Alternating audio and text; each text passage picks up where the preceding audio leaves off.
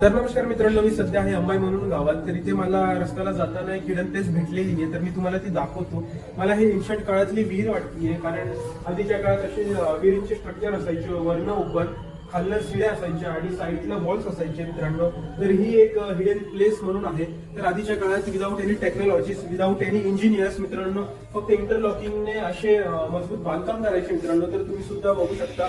आणि तुम्हाला इथे यायचं असेल तर मी कमेंटमध्ये ऍड्रेस पिन करतो, तुम्ही इथे येऊ शकता. आणि मोस्ट युनिक गोष्ट मला ही भेटलेली आहे, म्हणजे आधीच्या काळात अशी भिंतीवरती स्वास्तिकचे वगैरे निशाण काढायचे मित्रांनो. तर तुम्ही बघू शकता, एक स्वास्तिकचं निशाण इथे आहे, एक स्वास्तिकचं निशाण इथे आहे आणि एक स्वास्तिकचं निशाण इथे सुद्धा आहे. तर मित्रांनो, विहिरीच्या भिंतीवरती जागोजागी असे स्वास्तिकचे निशाण काढलेले आहेत. आणि तुम्ही जर बघितलं, ध्यान देऊन बघितलं, तर तिथे देवी किंवा देवतांचा फोटो आहे, जो की म्हणजे थोडा ब्लर दिसतोय पण ठीक आहे. आणि त्याच्या खाली काहीतरी लेख आहे मित्रांनो.